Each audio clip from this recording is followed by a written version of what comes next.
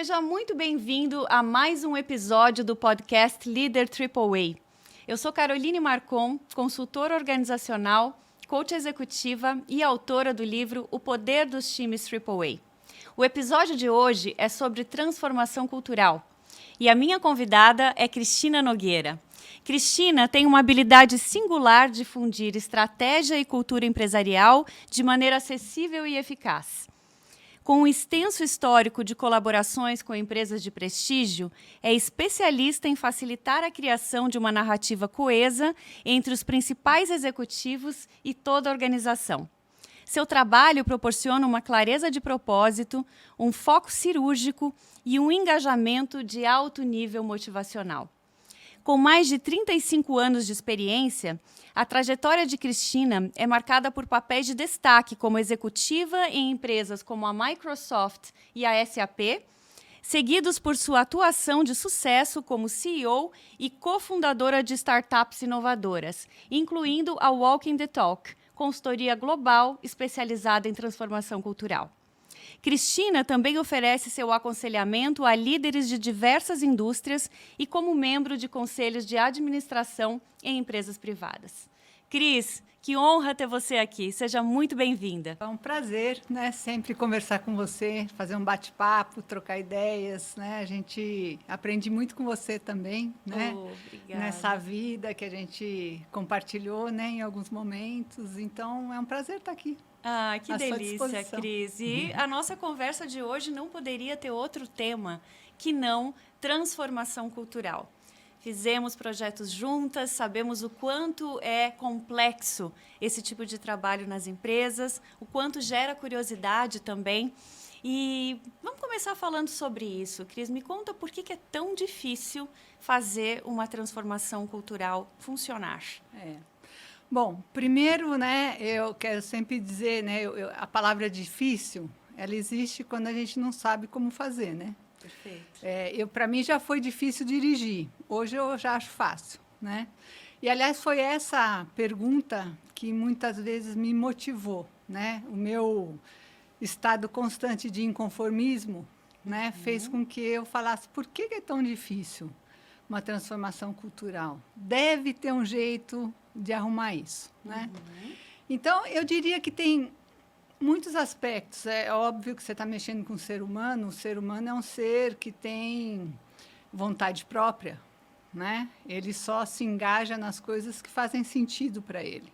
Isso. Então, a primeira coisa para mim sempre foi como é que eu faço algo fazer sentido para as pessoas que trabalham numa empresa, né? Como já tinha sido executiva, eu tinha um pouco disso intuitivamente, né? E a verdade é o seguinte, o ser humano ele se engaja quando ele ouve boas histórias, né? Eu acho que aconteceu no mundo, por muitos anos, com o advento do PPT, a gente passou a se comunicar por bullet points. Verdade. E aí, o que acontece? Bullet points, quando o ser humano vê, ele monta a história que ele quiser na cabeça dele. Então, a cultura só se transforma quando os seres humanos daquela organização entendem o motivo, o porquê que aquilo vai acontecer.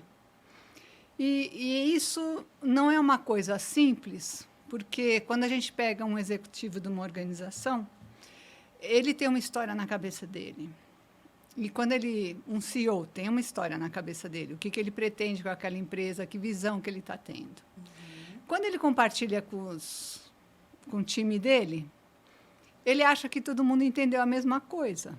Né? Ou que é óbvio, não precisa nem falar. Não precisa nem falar, né? Às vezes nem fala, coloca lá os números, as metas. E, na verdade, o que eu descobri ao longo dos 20 anos, porque eu também fui atrás dessa pergunta, né?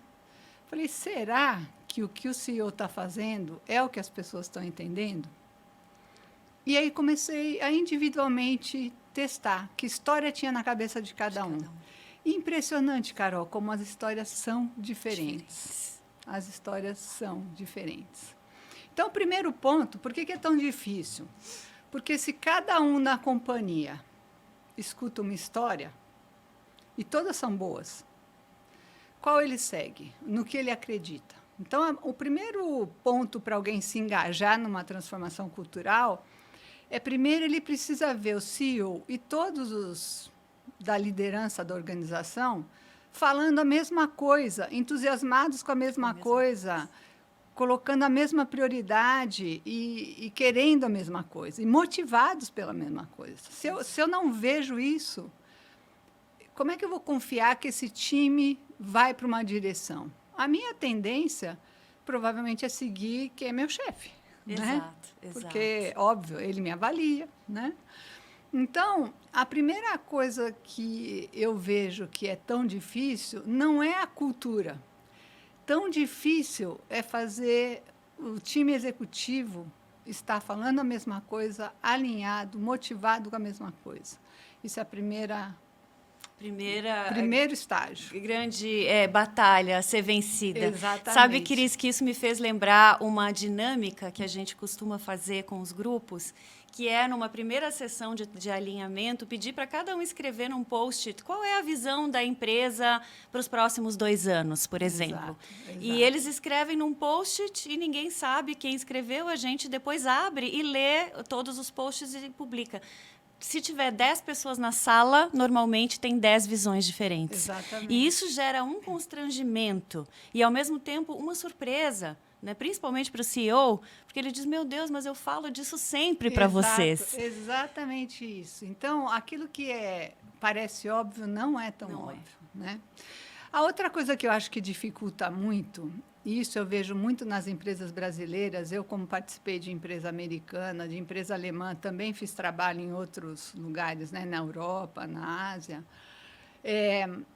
Aqui no Brasil se pegou um hábito, né, de cascatear metas antes de qualquer coisa. Quer dizer, a maior pressão, você pode ver, tem planejamento estratégico, o que eles fazem? Vocês têm 1 mês para cascatear as metas.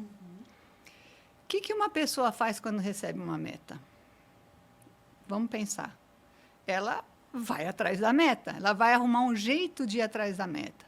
Se ela não tem essa história muito clara em termos de prioridade, de foco, o papel, o que ela está fazendo? O próprio significado dessa meta, exato, o benefício que ela vai trazer. Ela vai atrás da meta. Então, o que acontece? Você pega uma empresa dessas que a gente trabalha, que tem 60 mil pessoas, que recebem meta ao mesmo tempo, né? Num mês, 60 mil pessoas recebem uma meta. No dia seguinte, elas estão indo atrás da meta.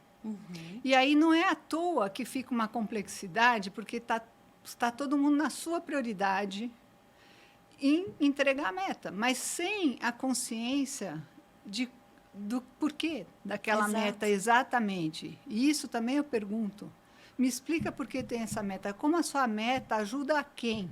Exato. Serve para quê? Então, isso é uma coisa diferente. Por exemplo, quando eu trabalhei, né, tive a sorte de trabalhar diretamente com o Bill Gates, a primeira coisa que ele fazia, ele garantia que a empresa inteira tinha o cascateamento da história. A última coisa que a gente fazia era o cascateamento das metas, porque elas faziam sentido e eu entendia exatamente. Né? Então, hoje a gente vê, é óbvio, e aí depois fala que o problema é cultural, que as pessoas não se entendem, que as prioridades não batem. Claro, né? Isso também é muito lógico. É um problema que nasce na questão da comunicação, e quando a gente fala, muitas vezes, em contar uma história, o que eu percebo dos executivos, primeiro, é uma certa falta de paciência, Exato. Do tipo, lá vem ela querendo contar uma história. E depois, uma falta de habilidade de comunicação, de articular as ideias de uma maneira que faça sentido para todos. Perfeito. Então, não é uma habilidade desenvolvida na maioria dos executivos. Não. Isso também trava o nosso início, né, desse Exatamente. processo. E eu acho que também existe isso também foi outra coisa que quando a gente desenhou o Walking the Talk do zero, essa era uma premissa. Ao contrário das consultorias que ajudam a desenhar estratégia, go-to-market strategy, o que for, que dá para fazer um copy and paste de verdade, dá. Né? Você pode pegar aprendizados com outros e fazer. E eu acho que os executivos muitas vezes vão para as consultorias que trabalham cultura organizacional com esse mesmo mindset, com essa mesma expectativa de que a consultoria vai trazer as as respostas. E cultura, justamente o legal da cultura é o grande diferencial competitivo. Exato. Né? E porque é feito em casa. É feito em casa. A essência de cada um. É feito em casa. Exato. Então, a outra coisa é os executivos realmente, por isso que eu falo que é difícil. Difícil porque esses conceitos não são óbvios para quem sempre teve uma carreira executiva muito treinado em desenhar estratégias, muito treinado em fazer gestão do negócio, olhar os números, mas pouco treinado a refletir sobre essas estratégias. Isso que a gente definiu vai ser executado por humanos. Exato. E é aí que é a variável. Né? Aí muda tudo, né? Tanto é que, às vezes, você tem uma estratégia maravilhosa, super bem desenhada, batida com consultorias, conversada, e um ano ela dá certo, no outro ano não dá certo. E por quê? Qual é essa variável que muda? A variável são as pessoas. Né? É o time, é o engajamento, é como é que as pessoas trabalham juntas. Então, essa compreensão de que, primeiro, a cultura tem que nascer de dentro da organização. Esse é o grande segredo, é a vantagem competitiva. Mas ela precisa ser gerida. Ela tem que ser muito bem gerida, ela tem que ser entendida, ela tem que estar a serviço do negócio. Por isso que começar a falar de cultura sem garantir que todo mundo está na mesma página, sob o ponto de vista, como você falou, da visão, para onde a gente está indo, exatamente, cirurgicamente. Quais são os objetivos? Como que a gente sabe que chegou naquela visão? Quais são os indicadores que mostram que a gente teve sucesso naquilo? Exato. Como a gente vai chegar lá? Quais são as grandes, né, estratégias, as macroestratégias que vão nos levar até lá? Claramente, aquilo que a gente tem que fazer de qualquer maneira, porque senão nem as estratégias a gente cumpre. Se isso não estiver muito bem azeitado, e é bacana o trabalho que geralmente eu faço nas organizações, a gente começa a falar, nós não vamos falar de cultura? Não, primeiro nós vamos falar de negócio. Né? E eu sou apaixonada por estratégia, amo o modelo de negócio. Então, essa vida dos últimos 20 anos me ajudou muito a conhecer vários modelos de negócio. Como é que as empresas ganham, como é que elas perdem dinheiro, mas, invariavelmente, o componente cultural está presente. É o segredo, né, do sucesso da maioria. Exatamente. E essa é a integração que você faz muito bem, que é conseguir identificar aquele modelo de negócio com muita clareza e colocar a cultura a favor daquele momento também. Exato. Né? E sabe, Cris, que uma coisa que eu tenho percebido em muitas empresas, e talvez agora se acelerou ainda mais esse gap de visão, porque tem tanta coisa acontecendo rapidamente. Nossa. Que 10 anos atrás a gente falava de uma visão de futuro, a gente tinha uma certa tranquilidade para falar daquilo. Hoje, as coisas em 2 anos mudam muito. Então, eu já sinto os executivos que estão mais conscientes desse processo também falando, porque eu consigo falar agora, mas eu não consigo garantir isso para muito mais do que 2, 3 anos. Exato. Então, 3 anos já passou a ser muito tempo. Conviver com essa incerteza e conseguir inspirar as pessoas diante de uma incerteza que cada vez mais aumenta, né? Na verdade, é um trabalho... Como eu vim da área de tecnologia, os meus primeiros 25 anos, é uma cultura nata, por isso que a área de tecnologia está se dando tão bem, né? Porque está no momento dela. É mais natural, né, para essas pessoas. Porque a área de tecnologia, ela provoca instabilidade, é da cultura. É do business. É do business, né? O inconformismo, tem que dar um jeito de fazer melhor, tem que dar... Então, ela é uma cultura, nesse segmento de tecnologia, de muita flexibilidade, de muita capacidade de adaptação rápida, de buscar soluções, né? Uma coisa que é muito comum, as pessoas acham, o pessoal da área de tecnologia convive bem com o erro. Não convive bem com o erro. É o oposto. Tanto é que a hora que vem um erro, eles não veem a hora da solução. Uhum. Então, é uma empresa que não está focada no erro, está focada na solução. Na solução. Uhum. E por isso que vem rápido, porque não vê a hora de achar essa solução, né? Eu, quando era desenvolvedora de software, às vezes passava 2, 3 noites, assim, inconformada de não achar onde estava o erro. Então, a gente não convive com erro. Eu falo assim, as empresas hoje convivem super bem com o erro, porque o erro fica lá muito tempo. É ao contrário do que inclusive, eles né? acostumam com o erro. É isso mesmo, a gente vai errar, Sim, a gente tem que aceitar. Não tem que aceitar o erro no sentido de conviver com ele, mas eu acho que o foco tem que ser, nesse momento, a gente vai ter situações desconhecidas, e quando a gente desconhece, é a primeira vez que a gente vai fazer, a gente vai enfrentar, a gente vai errar. Agora, o negócio é como é que a gente vai rápido exato. e encontra a solução. Uhum. E isso vai ser o diferencial competitivo nos próximos anos, né? Você está preparado para o que vem, com essa assim, vontade de achar o caminho e muito rápido mesmo, e não ficar perdendo tempo. Por isso que foco, prioridade, né? Num momento desses, e em termos de cultura, é tão importante, porque você não vai mexer em todos os aspectos da cultura.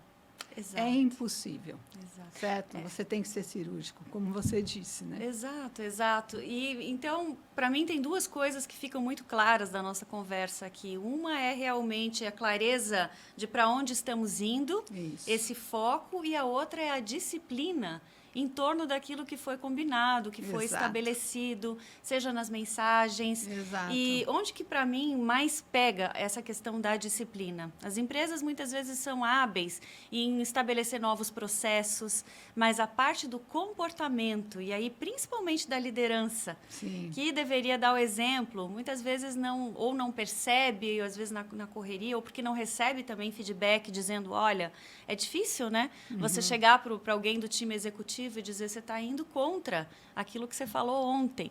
Então, essas pessoas muitas vezes dão contra-exemplos que confundem. Claro. E isso é uma das coisas que mais atrapalha a criação de uma nova cultura. Exato, né? Exato. E você sabe, você falando isso, ultimamente, que a gente vai evoluindo, né? Vai aprendendo com o que a gente está fazendo, o que está funcionando, o que não está funcionando, e a gente vai consertando também, né? E uma das coisas que eu me pergunto sempre é assim, será que existe algum executivo que acorde e fala assim, eu não vou me comportar conforme eu falei?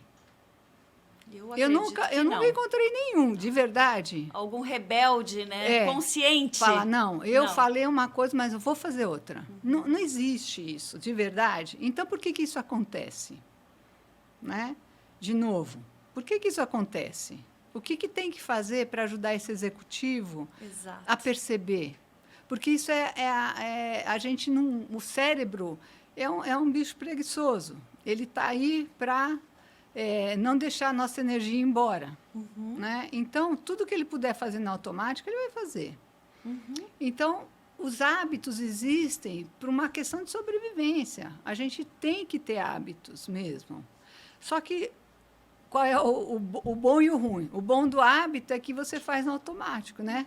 Poupa energia. Você vem dirigindo, às vezes você nem lembra mais onde você passou, porque aquilo já é um hábito, você já incorporou, faz parte de você.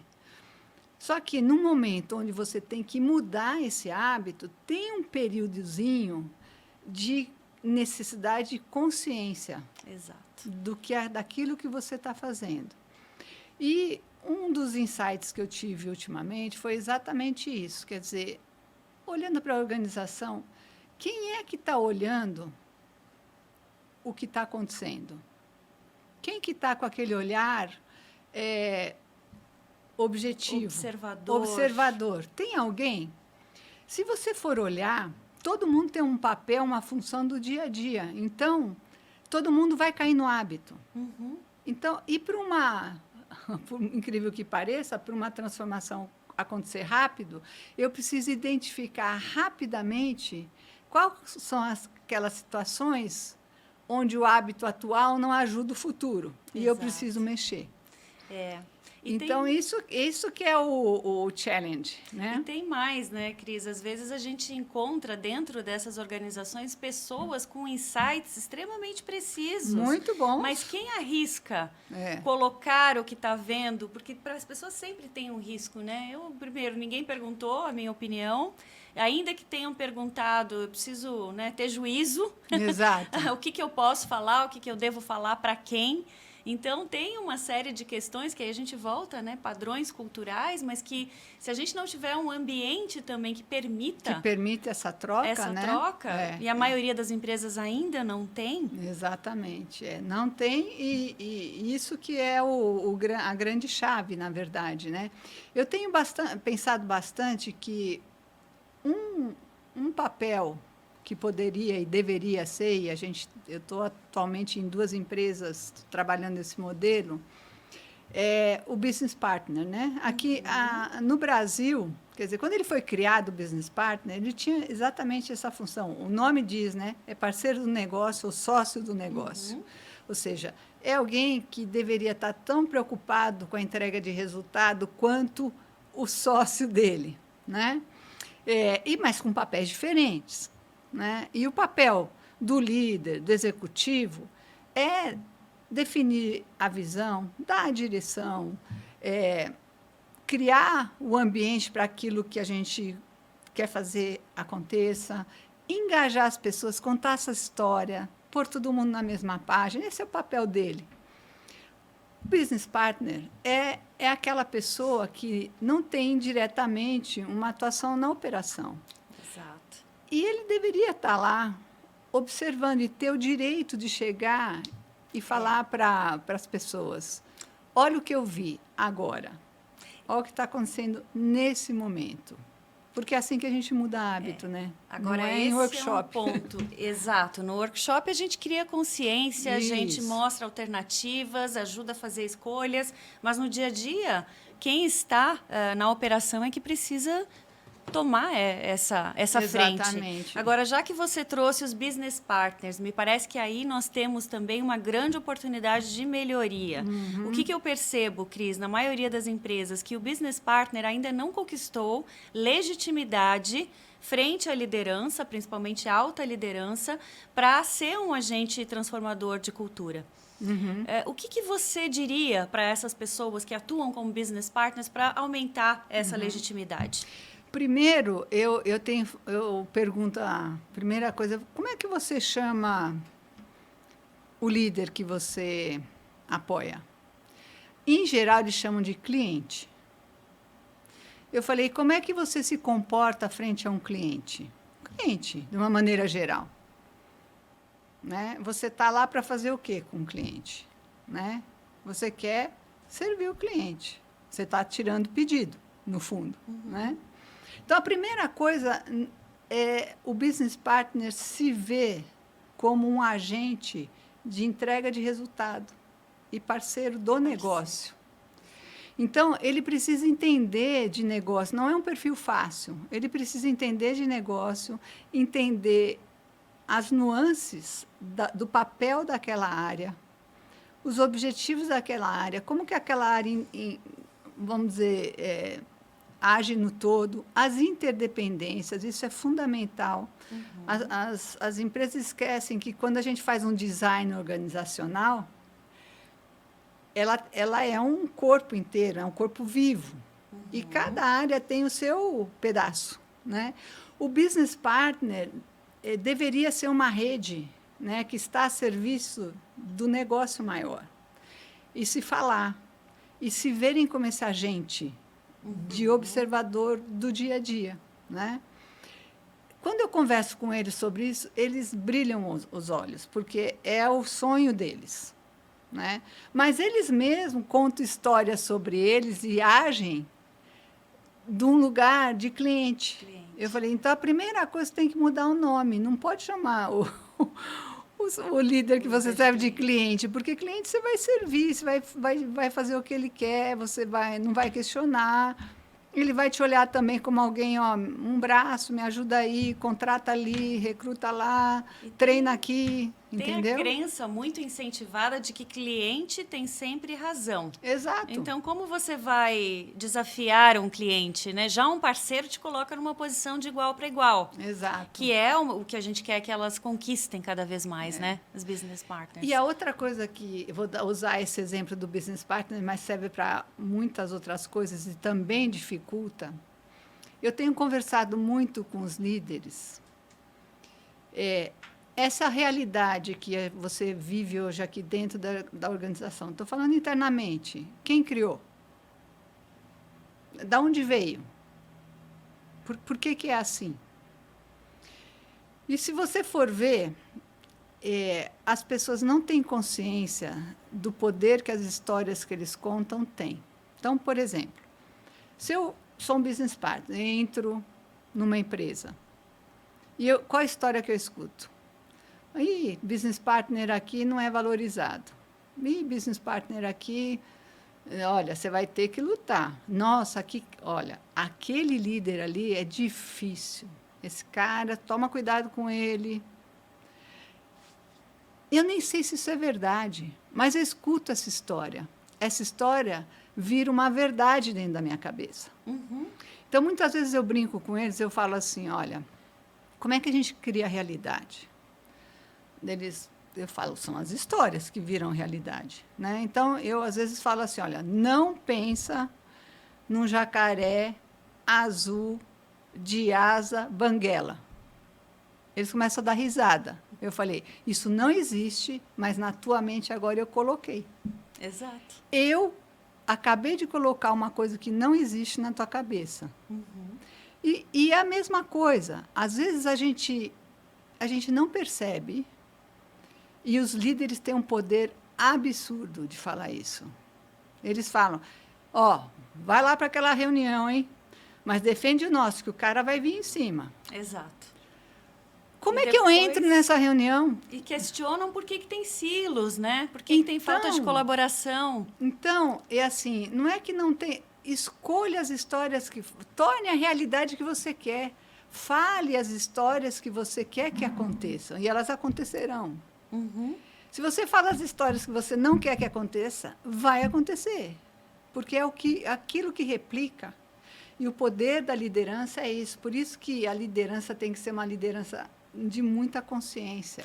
Isso. Tem que começar. Que coisas que eu tenho repetido todo dia que viraram verdades aqui dentro. E eu não gosto. Uhum. Né? Uhum. Então, se eu começo a falar assim... aqui e até uma verdade, porque você já falou tanto, que ela se tornou uma verdade. Se tornou verdade. Aqui a gente não consegue ter disciplina. Nossa, aqui a gente aqui não sabe priorizar. Ninguém nem tenta. E tem uma confusão que é muito comum, principalmente na alta liderança, que é ser autêntico / sincero com... contar essas histórias da maneira positiva, como que você está falando. Porque eu muitas vezes pego as caras deles olhando e pensando, puxa, mas isso que você está me pedindo não é manipulação? Uhum. Digo, não, isso é influência positiva. Não estou te pedindo para mentir. Não. Estou te pedindo para escolher uma forma de comunicar que leve a um resultado positivo. Exato. Né? Mas existe uma confusão e uma certa liberdade de eu sou sincero, eu sou transparente. E por isso você vai, então, falar uma série de tragédias e esperar que o resultado aconteça? Quer dizer, não pode, é lógico, né? Veja bem, em esporte a gente vê isso muito claro, né? Quando alguém vai ensinar alguém a esquiar, o que ele fala para a pessoa? Não tira o olho do path, né, do caminho. Uhum. Ele não fala assim, evite as árvores. Uhum. Porque se ele falar evite as árvores, eu só vou ver a árvore e eu vou entrar numa árvore. Uhum. Uhum. Foca no caminho, não tira o olho do caminho. É isso que o líder tem que fazer. Não é ficar falando das árvores, é falando do caminho. Exato. Isso é ser estratégico, Exato. É usar a influência para o bem. E cultura tem muito a ver com isso. É você explicar para as pessoas. Primeiro, elas veem, né, como a gente falou, que os líderes estão todos alinhados. A outra, elas compreenderem o que é. É mais importante elas entenderem o que é não o que não é. Porque senão gera confusão. O que é, o que eu quero, o que eu quero, o que eu quero, o tempo inteiro. E quando acontece algo que, por isso que eu falo do business partners ou quem quer que seja, a gente entra no automático, que é natural, né? Alguém, não é, sabe, também essa palavra feedback já ganhou uma conotação, infelizmente, isso muito negativa, né? Eu acho que assim, é um alerta, posso te ajudar? Eu quero te ajudar. Em vez de falar, deixa eu te dar um feedback que, se você experimentar falar, posso te ajudar? A pessoa vai receber de outra maneira. Falar, olha, eu preciso te dar um feedback. Pronto, o cara já se arma. Mas você fala assim, ó, posso falar uma coisa que quem sabe te ajuda? É outra, é a mesma coisa falada de uma maneira que o outro receba muito bem. Né?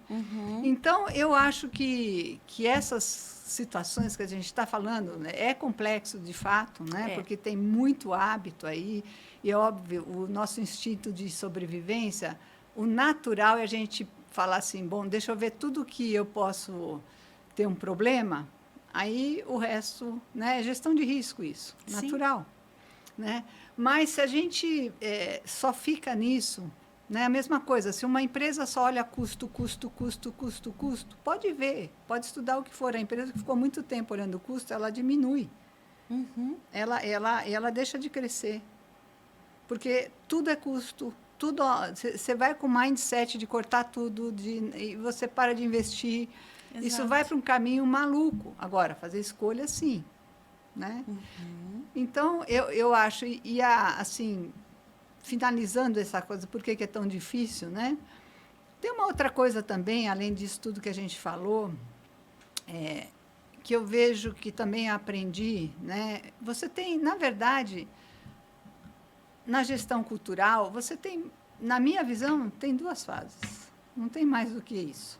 Uma é essa fase que eu falo da gestão. O que é a gestão? É olhar o momento do negócio, definir para onde a gente vai, quais são as prioridades, e cirurgicamente, isso também é uma coisa que eu mudei nos últimos anos, qual é a cultura necessária? Não é a cultura desejada. Perfeito. É a cultura necessária para que, nesse momento, porque a cultura desejada já está definida, toda empresa tem seus valores. É igual propósito. Um dia a gente vai ter essa cultura desejada? Eu duvido. Não, é quase utópico que você vai conseguir ter todos os valores e os princípios daquela empresa. É mais uma inspiração. É sempre o que me move. Né? É o que me alinha com aquela empresa. Puxa, aquilo me inspira. Sim. Concordo com isso. Sim. Né? A mesma coisa do propósito. Se um dia vai acontecer o propósito da empresa, a gente não sabe. Mas me inspira. Agora, o dia a dia, você precisa ter elementos que mobilizam, que mexem. Por isso que você colocar uma visão clara em 3 anos, o cérebro fala, 3 anos dá para fazer, é isso, eu vou. Aí você começa a movimentar. E torna concreto, né, o trabalho. E a cultura não é diferente. É você falar, nesse momento, quais são 2 ou 3 aspectos culturais que, nesse momento, precisam estar presentes. Exato. E é focar nisso. Então, a primeira fase é definir isso e fazer o cascateamento da narrativa, da história. Garantir que todo mundo da empresa entendeu o porquê, entendeu o foco. As pessoas não mudam, desde criança. Experimenta falar para um filho, faz isso, sem explicar para ele por quê. Ele não faz. Só que a gente não taxa ele de resistente. Né? Nas empresas, faz isso, ele não faz, o cara é resistente. Não, ele só não entendeu. Porque quando o ser humano entende... E vê valor, ele se engaja. Sim. Ele se engaja, ele vai. Então, eu vi mudanças acontecerem rapidamente e vi mudanças muito lentas. E a diferença foi isso. É a capacidade de ser cirúrgico, de garantir que todo mundo está entendendo isso. E as pessoas vão... E poucas coisas. Poucas coisas. E como você falou, né? Depois, aí, por isso que eu falo, são 2 fases. Uma vez isso definido, todo mundo entendendo, não tem uma fase de workshops, não. Aí eu chamo a cultura em ação. É colocar isso no dia a dia. Aí o líder da área, ele tem que ter accountability de falar assim, deixa eu ver o que na minha área eu preciso mudar. Uhum. E ele ir atrás disso. O problema da cultura é tolerância sempre. Exato. Porque o que é claro não dá problema cultural. O que às vezes pode, às vezes não pode, aí gera confusão. Gera confusão. Uhum. Deixa sem limites, né? Exatamente. As pessoas testam. Exatamente. Então, tem muita gente que já está no estágio aí, eu fico muito feliz com isso, que já viu o valor. Tem empresa, inclusive, recentemente, entenderam a importância de você colocar... Você tem um ritual de planejamento todo ano, né? Todo ano você olha daqui 3 anos, onde é que a gente está, define o plano do ano, né? Cultura é a mesma coisa. Sim. E tem empresas que já estão colocando isso como uma governança. Quer dizer, falamos de negócio, falamos de cultura, tem algum aspecto da cultura que a gente precisa mexer? Se sim, vamos mexer. Se não, segue. Né? E uma palavra que você traz muito, que eu acho importantíssima, é a questão da consciência, porque eu passo bastante tempo conversando com os meus clientes a respeito de como é que a gente vai gerar valor para todos dessa cadeia. Uhum. É muito claro o valor para o acionista, Sim. Isso é a primeira coisa que eles conseguem decodificar, é muito claro o valor para eles, enquanto... É claro, muitas vezes, o valor para o cliente, para as empresas que são mais centradas no cliente. Agora, o valor de engajamento dos colaboradores é como se para eles fosse uma consequência. Eu digo, não, essa pessoa precisa ouvir que ela vai se desenvolver, que ela vai ter outras oportunidades de crescimento, que ela está, de alguma forma, envolvida nesse processo como agente, participando. Essa pessoa também precisa se sentir importante no processo. Perfeito. E essa é, para mim, a miopia da grande maioria das empresas nessa fase de engajamento, que é perceber isso como uma coisa given. Né? Não é given, você precisa conquistar também. E a pessoa precisa se ver útil. Isso. Né? Eu preciso me ver como parte. Né? Eu, uma vez, quando eu trabalhava na Microsoft, eu fui atrás para entender o que é valor, né? O que uma pessoa... Quais são as coisas que uma pessoa busca, né?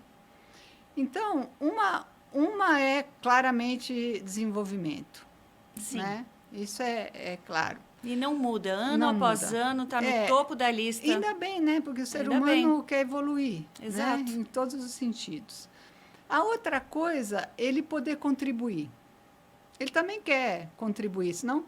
Porque eu estou aqui. Né? Todos querem deixar um legado, Exato. Não é só o presidente. Exato. Então, essa Dentro segunda coisa, nível, e isso que você falou, atende a isso. Quer dizer, eu vejo como eu posso me desenvolver, entendi, vejo como eu posso contribuir. A outra coisa, a terceira coisa, é assim, eu quero participar de um projeto legal. Uhum. Que projeto é esse que a gente está? Né? Eu preciso ver. A outra coisa, eu quero olhar, eu não sou sozinho, né? Eu quero admirar as pessoas que estão comigo. Então, eu quero fazer parte de um time bacana. E um time bacana é o que você traz, tem tudo isso, tem pessoas legais, tem ambiente bom, tem um objetivo comum, é a gente poder trocar, né? Trocar com outros, aprender junto. Então, essas coisas motivam muito. E, assim, por incrível que pareça, sim, o financeiro conta. Mas, quando eu fiz a pesquisa, ele estava praticamente quase em último lugar. Claro que, se você pega alguém que acabou de ter um filho e que está desesperado, a questão financeira vai sempre chamar atenção, né? Porque ele tem um problema imediato. Mas, se você bater um papo com essa pessoa, você vai ver que o sonho dele é muito parecido disso. Ele quer se desenvolver, ele quer crescer, ele quer contribuir, ele quer fazer parte de um time bacana e ele quer fazer parte de um projeto legal. Exato. É assim. Então, se a liderança não trouxer isso nessa narrativa, difícil o engajamento, né? Muito difícil. E você pode ver os líderes que conquistam isso, eles fazem exatamente. Eles fazem isso. Uma das etapas do trabalho que a gente faz, Cris, que eu acho a mais interessante em termos de aprendizagem e aceleração da transformação, é a observação cultural. Sim. Que é justamente fazer esse papel que é tão difícil para quem é parte da empresa, que é uma porque já está acostumado, né, com aquele sistema, outra porque não tem legitimidade para falar da mesma forma que um consultor que está lá para isso, contratado para isso. E a gente consegue realmente trazer as evidências em tempo real do que está desalinhado. Olha, vocês falam isso, mas na hora de receber alguém de fora numa reunião, acontece vocês, outra coisa. Exato, né? Não cumprimentam, não ouvem a pessoa, vocês dizem que vocês querem ser mais colaborativos, querem, né?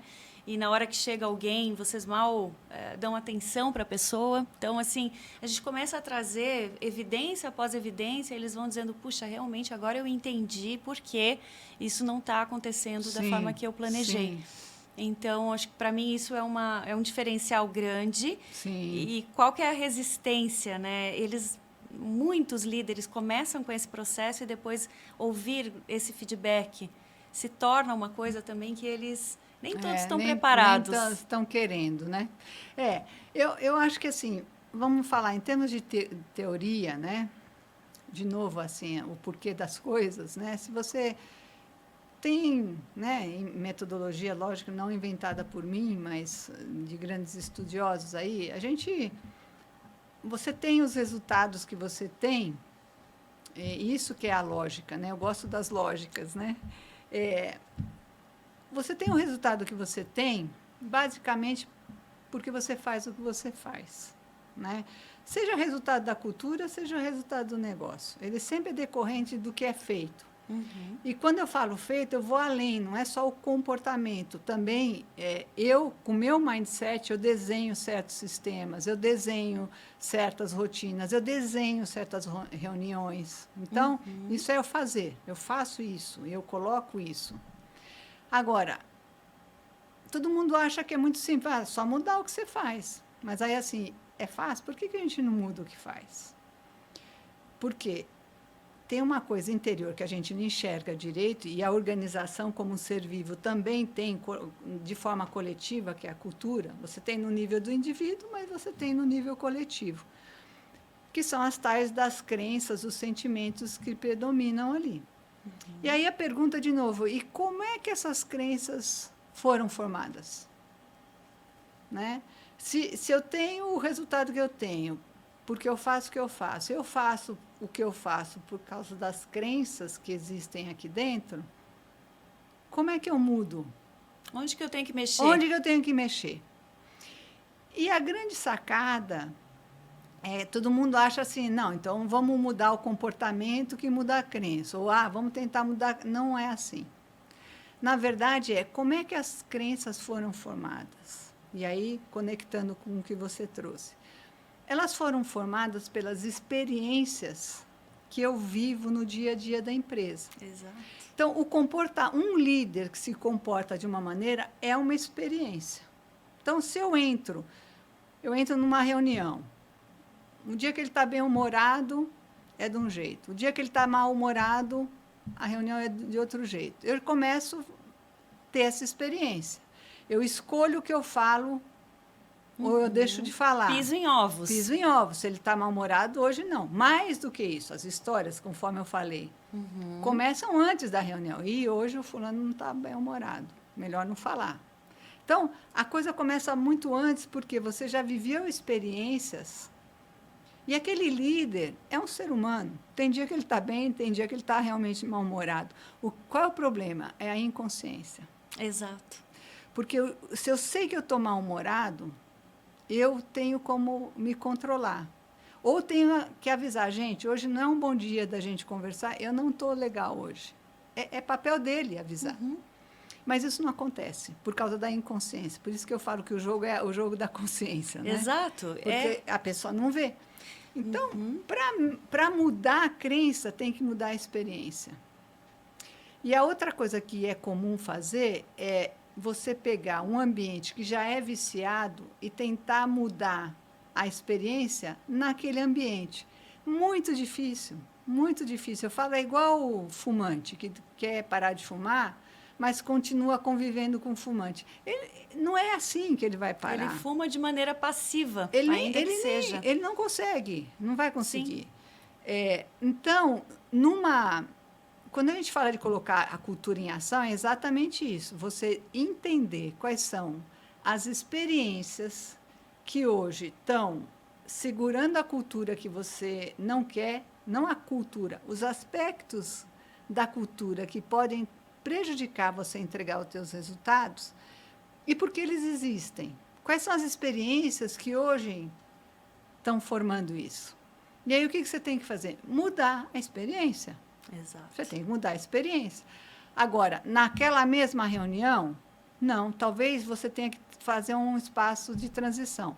Por exemplo, teve um cliente que eles tinham muita dificuldade justamente de trazer notícia ruim para a mesa. Sabe? Eles chamavam lá, vamos colocar os elefantes em cima da mesa, mas não tinham coragem. Por quê? Porque o líder, no caso, ele não queria ouvir. Ele não gostava, de verdade, de ficar ouvindo problema. Ele falava, olha, não quero ouvir problema, vocês têm que trazer as soluções. Mas só que tinha coisa que ele tinha que fazer parte, que era da alçada dele tomar decisão. Mas ele não gostava. Eu falei assim, olha, por que a gente não cria uma experiência nova, tanto para ele como para todos? Vamos experimentar por um período X. Vamos criar uma reunião que chama a Reunião dos Elefantes. Um ritual você criou. Está todo mundo preparado. Ele sabe que naquela reunião só vai vir elefante. Ótimo. Quem entrar nessa reunião só pode entrar se tiver um elefante para trazer. Excelente. E aí eles até brincaram, compraram um elefantinho, puseram lá, começaram a achar legal. No começo era estranho, mas será que é mesmo, tal? Mas o próprio líder falou, gente, vamos lá, eu estou preparado. Ótimo. É para elefante. Então vamos lá. E olha, isso começou a ganhar uma agilidade. E é óbvio que se esse hábito daí não fica naquela reunião. Aí eles mesmos começaram a falar, gente, para que reunião do elefante? Vamos trazer nas nossas reuniões, que é muito mais produtivo. Já estamos preparados agora para incorporar. E de repente, mas se não tivesse tido essa fase intermediária... Excelente exemplo. Entendeu? Se não tivesse tido essa fase intermediária, onde a gente experimenta como é bom trazer elefante... Exato. Eu crio essa experiência nova para eu perceber que ela é boa. E que quanta riqueza traz, né? Quando você tem um grupo tentando resolver os elefantes, tal, você começa a gostar disso. Excelente. Fala, puxa, isso tem um valor enorme. Os rituais de cultura que a gente tanto fala, né? Que fazem com que a gente transicione essas práticas de uma maneira até interessante. Por isso. Tornou interessante aquilo. Exatamente. Então, a sabedoria é essa, quer dizer, num primeiro momento, investir muito tempo para ser muito cirúrgico, muito preciso, não só no aspecto de cultura, porque ele é derivado de você ser muito cirúrgico de onde a gente quer chegar, quais as prioridades, quais as estratégias, qual é o nosso foco, e imaginar, puxa, dado isso, que aspectos de cultura a gente precisa ter, são necessários nesse momento. Uma vez definido isso, vai achar as experiências e mudar as experiências, né? Às vezes tem um sistema, às vezes tem uma agenda de reunião que não faz sentido. Tem um monte de coisa. A hora que você começa a mexer nisso, a cultura E tem uma coisa muito importante nesse exemplo que você trouxe, Cris. As pessoas muitas vezes querem uma metodologia, elas querem saber qual é o passo a passo. Isso. Tá, mas primeiro acontece isso e depois aquilo, então elas querem meio que desenhar o framework e dizer agora eu entendi. Mas obviamente tem premissas, né? E a gente falou delas, da clareza, do foco, da disciplina. Públicos envolvidos e tudo mais, mas mais importante do que uma metodologia muito definida é a criatividade que você acabou de trazer na mesa e a adaptação àquele grupo que está com você. Exatamente, ele é contextual sempre. É sempre, então é isso que eu queria tirar um pouco das pessoas, essa fome pela metodologia correta. A metodologia ela tem que ser criada dentro do contexto. Isso. Ela acontece, um projeto de cultura. Por quê, né?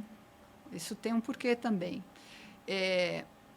A cultura é um sistema complexo, que é diferente de um sistema como um nó, né? O nó é um sistema sequencial, né? Você tem 10 nós, você vai tirando um por um, aí você estica a corda. Cultura não, porque é o ser humano.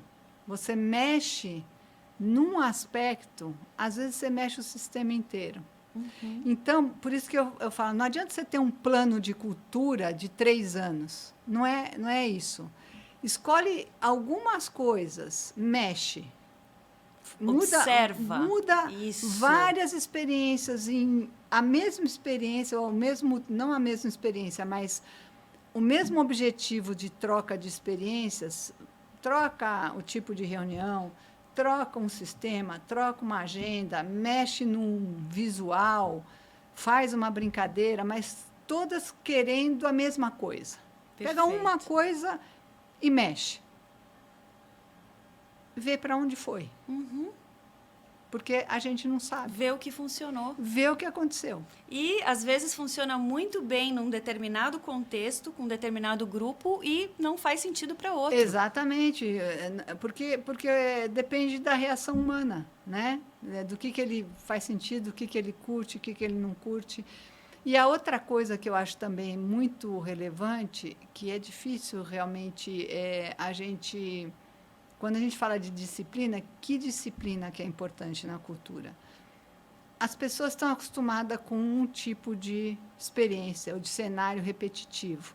Que ela vai para lá, ela já sabe até o que vai acontecer na reunião. De tão óbvio que é. Aí você muda. Né? Igual essa experiência que eu falei. Não adianta você fazer uma reunião de elefante, porque ninguém acha que mudou nada. Falar, aconteceu, foi um acontecimento. Agora, se você faz isso com disciplina durante 6 meses, 8 meses, as pessoas começam a falar, é para valer. Por quê? Porque eles não desistiram dessa ideia. Exato. Né? Então, é para valer. Eles estão falando sério. Então, a mudança cultural é igual a mudança de massa. Ela é uma exponencial. Durante um tempo, parece que não está acontecendo nada. Isso. E tem um esforço imenso ali. Eu falo, gente, calma, persiste, que de repente vocês vão levar um susto. Né? Eu lembro quando eu estava fazendo um trabalho na Natura com o João, um trabalho muito legal que foi. E o João é muito focado em resultado, mas muito ligado em cultura. É um excelente líder em termos de cultura. Ele é um ser humano maravilhoso. Mas ele é muito focado em resultado. Então, para a cultura também, ele queria ver o resultado da cultura rápido. Eu falava, calma, João, está acontecendo. Não é igual negócio, que você vê quanto vendeu todo mês. Né? Não, cultura você não vê, ela está acontecendo. Só acredita, persiste, cobra, não deixa de falar. As pessoas não podem parecer que morreu. Né? Por isso que a gente fala também, muitas vezes, em quick wins, em cultura, você tem que ter uma lista de 20 quick wins, mas não para soltar tudo de uma vez. Você tem que ter embaixo do braço um monte de experienciazinhas que você vai mudando ao longo do ano, para as pessoas falarem, nossa, é verdade, nossa, é verdade, nossa, é verdade. Mais uma confirmação, e de repente, mais um sinal. Exatamente, de repente tem uma adesão que você até assusta. Você fala, que hora que mudou? Falei, não, já vinha mudando. Não é apertar um botão. Não é. É uma exponencial. Né? E mais ainda do que isso, que é a parte mais difícil para um executivo, é o seguinte, quando que impacta o negócio? É depois. Então, tem uma defasagem. Excelente provocação. Você mexe na cultura, por quê? Na lógica, se você definiu que aquela cultura é necessária, precisa estar presente para o negócio acontecer, enquanto ela não está presente, o negócio continua andando de lado. Às vezes vai dando uma melhoria, assim, você vai observando, fala, nossa, acho que a cultura está andando, porque está mexendo. O resultado começou a vir. Só que o resultado mesmo, eu digo, tem uma defasagem de uns 6 meses. Sim, Quando sim. dá essa adesão cultural, 6 meses depois você vai ver. O resultado é incrível. É incrível. Ou seja, precisa ter paciência para qualquer processo de desenvolvimento humano, né? Não é ainda mais com um número grande de pessoas, não é um indivíduo, é um grupo, né? Você precisa ter uma certa paciência e acreditar e persistir. Exatamente. Então, essa gestão também de expectativa, muitas vezes do management, com o conselho, né? Tem que ter essa habilidade de explicar, olha, nós temos alguns aspectos culturais hoje, que apesar da gente estar com uma estratégia boa, a gente vai ter que ter um pouquinho de paciência e ser muito disciplinado na gestão dessa cultura, fazer ela acontecer. Exato. Porque vai vir o resultado. Se você fez esse trabalho bem feito, 1 mais 1 é igual a 2. Isso eu já vi acontecer muitas vezes. Ou maior que 2, né? Geralmente maior. Maior né? que 2. Geralmente é absurdamente maior, né?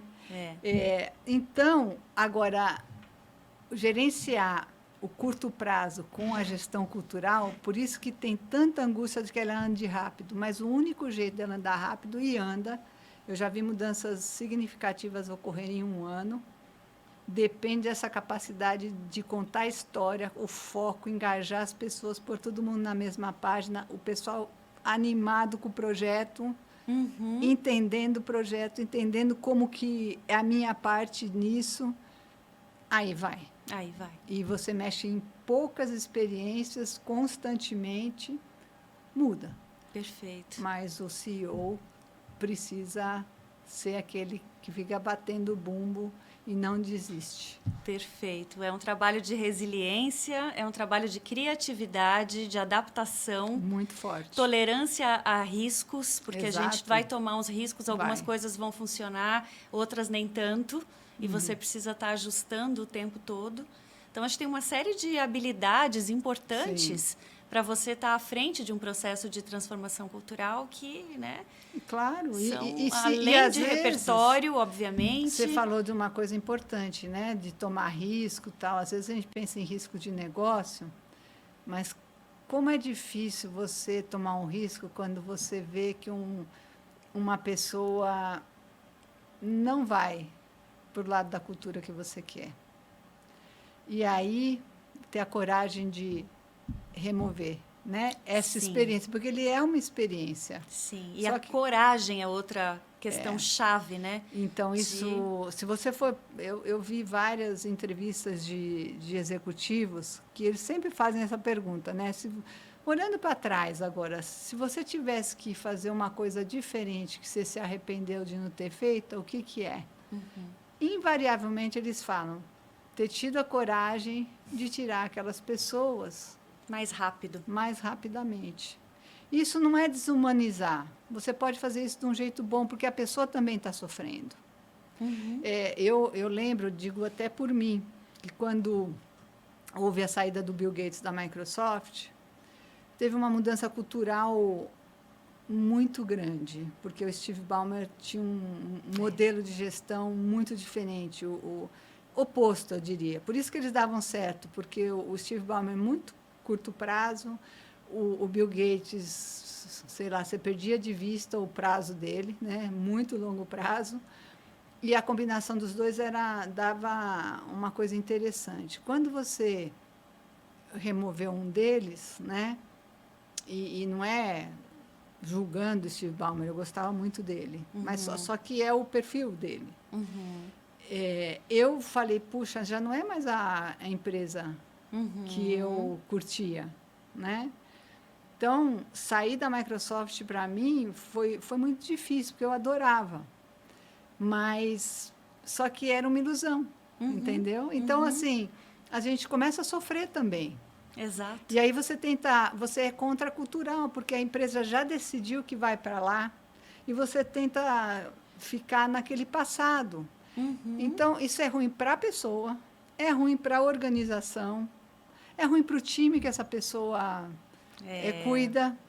Então, a gente fica com uma pessoa que esteve aqui tanto tempo. Não, ela está sofrendo também. Exato. E é interessante esse exemplo da Microsoft, que quando a gente fala em resultado de negócio, a gestão do Steve Ballmer deu um resultado muito ruim, realmente, né, comprovadamente.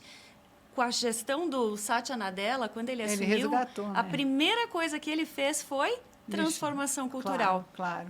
Nós Exato. perdemos a nossa essência, nós perdemos a nossa cultura. Exato. Então, é exatamente esse ponto que você está trazendo. Ele falou, olha, eu poderia agora investir em novos produtos, em um reposicionamento de mercado, mas nada vai funcionar se primeiro eu não transformar a nossa cultura.